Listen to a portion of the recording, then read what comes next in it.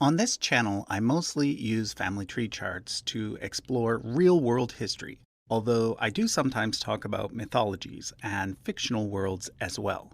Over the years, I've received numerous requests to cover biblical genealogy, but up until today, I've pretty much avoided the topic. This is because I know that different people approach the subject in different ways, and I wanted to avoid any potential misunderstandings. For example, I know that some people out there believe that the Bible is 100% historical, all the way back to Adam and Eve. Let me say up front that this is not a position that I myself hold. Like most mainstream historians, I view the Bible primarily as a collection of documents written in many different literary genres, edited over a long period of time, whose main purpose is to make theological points, not to record literal history. However, like most mainstream historians, I also do recognize that the Bible does, sometimes in some places, include references to real historical people.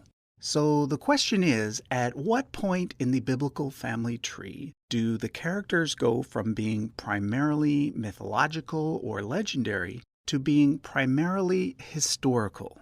Well, that's the question I hope to answer in this video. So regardless of where you stand on this particular issue, I hope that you will find the information that I'm going to share with you interesting and educational.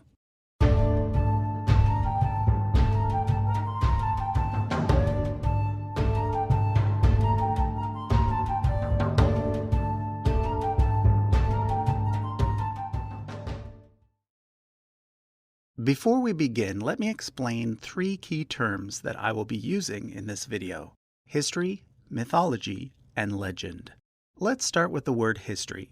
History is a record of events that happened in real life to real people. So, for example, we know that in the year 49 BC, a man named Julius Caesar crossed a river called the Rubicon, and then went on to become the dictator of Rome for the next 5 years, before being stabbed to death by a bunch of senators. This is not just a story that someone made up. It's history. It really happened.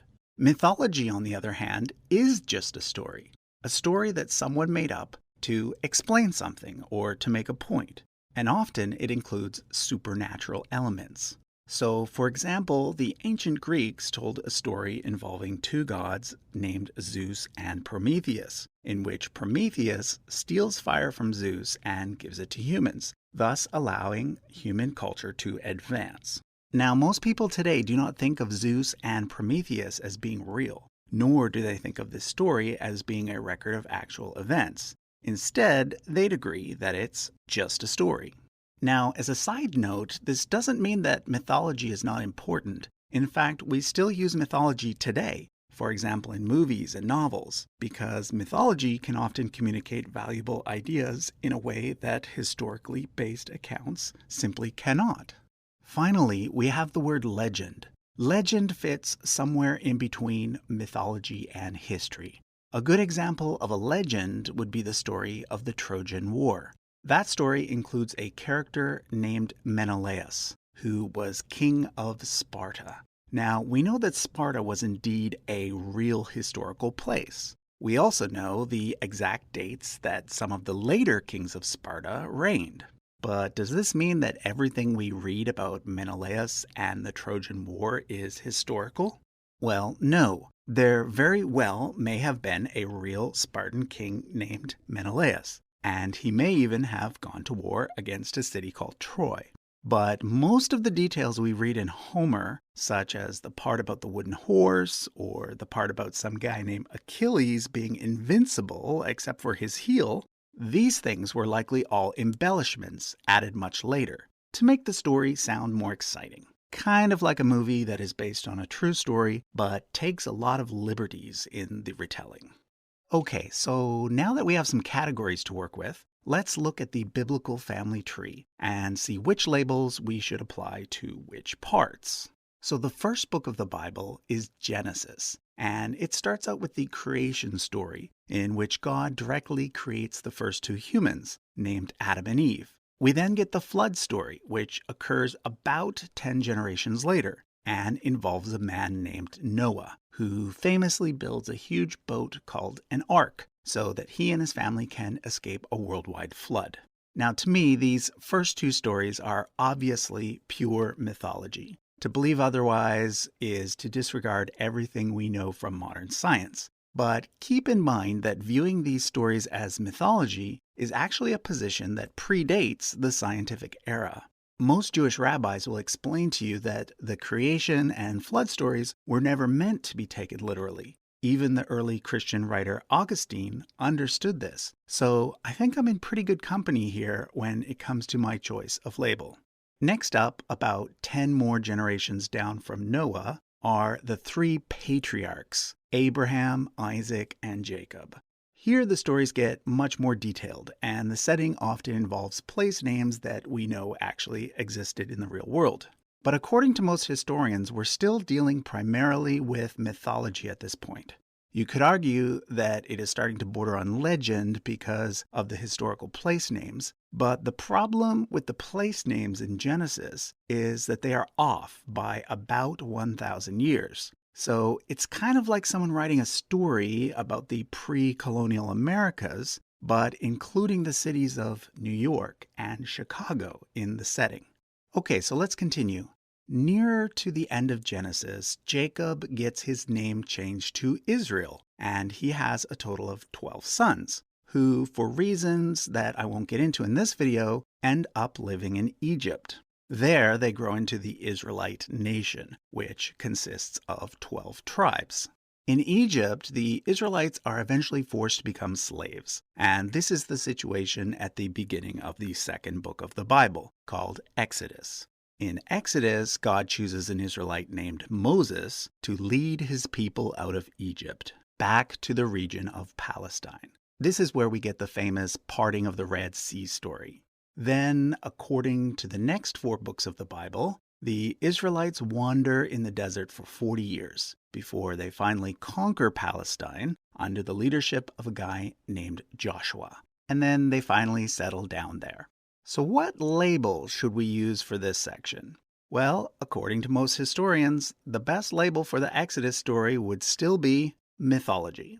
You see, we're now dealing with events that supposedly occurred around the year 1450 BC. The Egyptians were keeping really good records by this point, and the fact is there is no mention of the Israelites ever having lived in Egypt as a nation, or having been slaves there, or of their mass migration out of the country.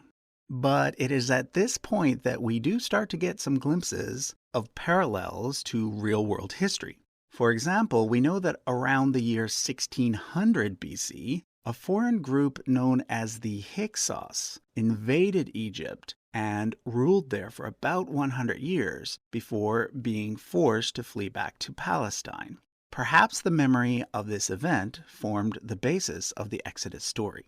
But let's continue down the family tree. Eventually, the Israelites, now living in Palestine, decide that they want a king. Their first king is a guy named Saul from the tribe of Benjamin, but he doesn't work out that well. So they end up going with a guy named David from the tribe of Judah. David's the guy who killed the famous giant named Goliath. David then has a son named Solomon, who was supposedly super rich and who builds the original temple in Jerusalem. So according to the Bible, there was originally a single unified Israelite kingdom which was centered at Jerusalem and which had 3 main kings, Saul, David, and Solomon. According to the chronology given in the Bible, this unified kingdom would have existed around the year 1000 BC. Now, keep that date in mind because we're going to come back to it. After the death of Solomon, the kingdom gets split in 2. There's the kingdom of Israel in the north, consisting of 10 tribes, and there's the kingdom of Judah in the south, consisting of just 2 tribes. Judah, however, keeps the capital city of Jerusalem, as well as the Davidic line of kings. This period is known as the divided monarchy, and it comes to an end when the northern kingdom is conquered by Assyria, leaving the southern kingdom all by itself. Okay, so now that we've reached the point in the biblical family tree where an Israelite monarchy begins, This is where most historians would stop using the word mythology and switch to the word legend instead. But we're not quite to the point of real history yet.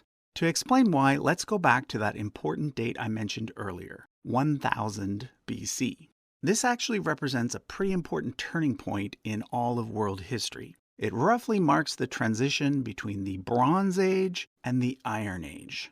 The transition started a few hundred years earlier with an event known as the Bronze Age collapse, in which several major civilizations, such as the Mycenaean Greeks and the Egyptian New Kingdom, suddenly fall apart for reasons that may have involved climate change. We then get what's called the Greek Dark Ages for a couple hundred years, before we then see the rise of several new Iron Age civilizations like the Neo-Assyrians and the Republic of Athens. So strangely enough, the point in which Israel was supposedly unified and at its peak of power occurs during this ancient Dark Age. So it's kind of like the lights go off for a bit, and when they come back on, everything is different, and we've got to explain what happened in the dark. Well, according to the Bible, during the period when the lights were out, there was a single united Israelite kingdom that was huge, extremely wealthy, and centered on Jerusalem, where there was a large population and a major palace and temple. But according to the archaeological record, when the lights were out, Jerusalem was just a small town, and there was no major kingdom anywhere in the region. We do find a potential reference to the House of David later in the archaeological record, but nothing from when David himself supposedly reigned. So the most likely explanation is that David and Solomon were, in fact, local historical rulers who lived around 1000 BC, but that the Bible greatly exaggerates their wealth and power. Therefore, the best way to describe them would be to use the word legend. That puts them in the same category as King Menelaus of Sparta. So let me tell you what really happened during this period, based on what we know from archaeology. The first mention of ancient Israel in the archaeological record is from the Merneptah stele in Egypt, dated to around 1200 BC. In it, Pharaoh Merneptah brags about conquering a bunch of people groups in Palestine, including one called Israel. Now, this makes sense based on the excavations of settlements from around this time. It appears that the Israelites were a distinct group of people living mainly in the hill country, and that other groups of people were still living in the larger coastal towns. But then the Bronze Age collapse occurred, which involved a seafaring group known as the Sea Peoples, destroying most of those coastal areas.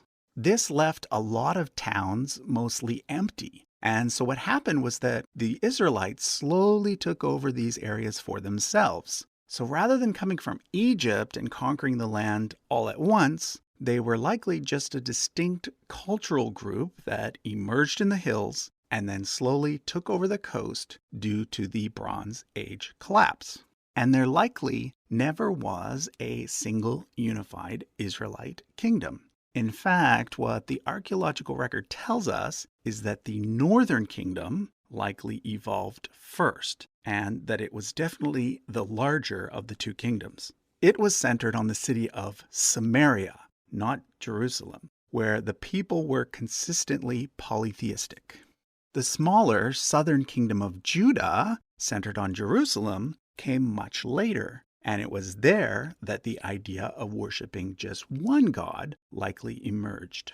So like I mentioned, the more powerful northern kingdom of Israel eventually gets defeated by Assyria, leaving the southern kingdom of Judah all by itself. And it's when Judah was left all by itself that the biblical narrative finally moves into the territory of real-world history. Sure, there's still some theological embellishments here and there, but for the most part, the characters and locations are historically accurate. So why is everything up to this point mythology or legend, but here things suddenly switch to history? Well, the very obvious answer is that this is the point in which most of the Hebrew Bible was actually written and or compiled. So it makes sense that the writers and editors would be historically accurate when they were talking about the time period in which they themselves were living, but more creative and imaginative the farther back in time they went. And how do we know that the characters from this section are in fact historical? Well, because many of their names have been found in the archaeological record. For example, if we take the last 10 kings from the kingdom of Judah, 6 have been confirmed through Assyrian or Babylonian records. I hope to do a video on the kings of ancient Israel and Judah later this year, and at that point I'll go through some of those sources in more detail. But for now, I want to answer one more question about this period.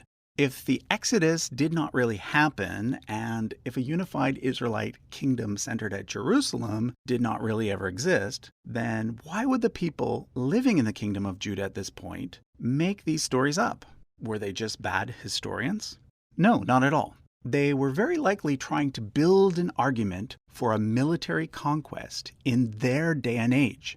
Remember, the northern kingdom had just been destroyed by Assyria.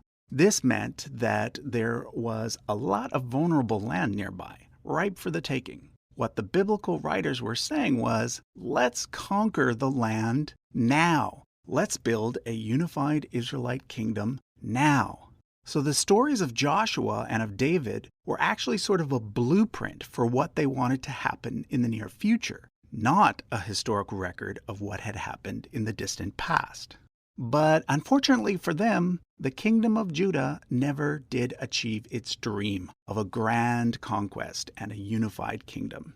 It actually ended up being conquered by the Babylonian Empire just a few generations later. But the story doesn't end there.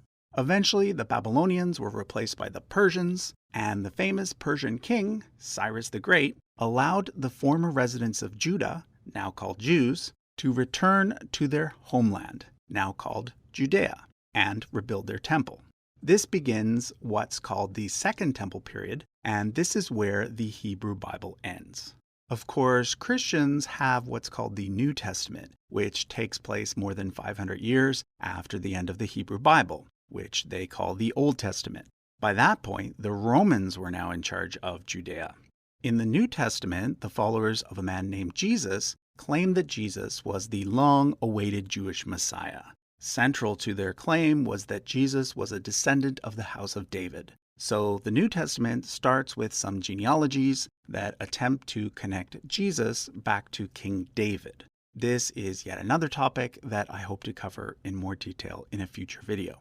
But for now, let me say this. The view of most mainstream historians is that the genealogies given in the New Testament were never meant to be taken literally, and are thus best labeled as legend. This is because they show clear signs of a poetic structure and include several important contradictions. Again, I'll delve more into that at a later date. So there you have it. The genealogical information found in the Bible is neither 100% fact, nor is it 100% fiction. Rather, it is a mix of mythology, legend, and history.